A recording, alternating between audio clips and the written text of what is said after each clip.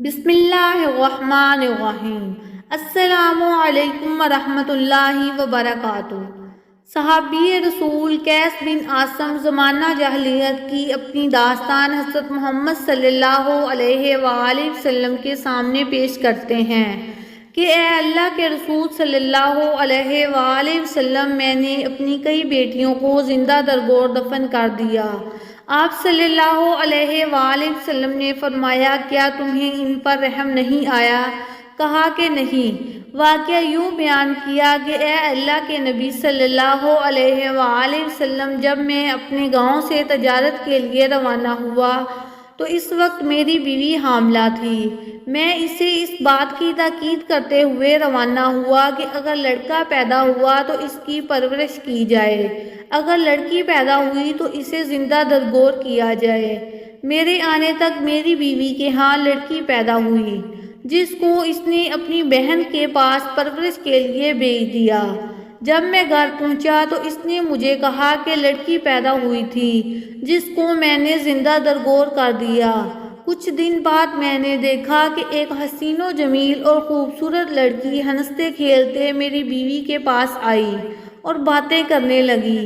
اس کی یہ الفت و محبت میرے دل میں گھر کر گئی۔ میں محبت کے ساتھ اس کے سر پر ہاتھ پھیرنے لگا۔ میری شفقت و محبت دیکھ کر میری بیوی نے یہ راز فاش کر دیا کہ یہ بچی میری ہے۔ یہ سننا تھا کہ میری یہ محبت نفرت میں بدل گئی۔ میں نے اپنی بیوی سے کہا کہ اس بچی کو نہلاؤ اور نئے کپڑے پہناؤ، میں اسے گھمانے کے لیے لے کر جا رہا ہوں۔ بیوی نے بچی کو بہت اچھی طرح تیار کیا۔ میں نے اپنی بیٹی اور بھاوڑے کو اپنے ساتھ لیا اور جنگل لے گیا۔ بچی کہتی رہی کہ ابا جان، آپ مجھے کہاں لے جا رہے ہیں؟ میں خاموشی سے چلتا رہا، کچھ نہ کہا، یہاں تک کہ بیابان میں پہنچ کر میں نے پھاوڑے سے گڈھا کھودنا شروع کر دیا۔ اس دوران جو مٹی میرے کپڑوں پر لگتی، میری بچی اسے اپنے ہاتھوں سے صاف کرتی اور کہتی کہ ابا جان، یہ سب آپ کیوں کر رہے ہیں؟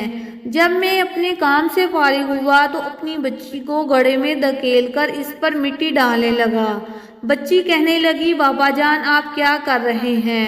کیا آپ مجھے اس ویران جنگل کے اندر تنہا چھوڑ کر چلے جائیں گے؟ کیا آپ مجھے یہاں اکیلے چھوڑ کر چلے جائیں گے؟ بچی رو رو کر کہہ رہی تھی، لیکن اس وقت میرے دل پر کچھ اثر نہ ہوا۔ میرا دل سنگ دل ہو گیا تھا، میں پتھر بن چکا تھا۔ وہ آواز ابھی بھی میرے کانوں میں گونجتی رہتی ہے، کیا اللہ تعالیٰ میرے اس گناہ کو بخش دے گا؟ اس واقعے کے سننے کے بعد سرور کائنات صلی اللہ علیہ وآلہ وسلم نے جب اپنا چہرہ اوپر اٹھایا تو آپ کی آنکھیں نم ہو گئی تھیں، آپ اشک بار تھے۔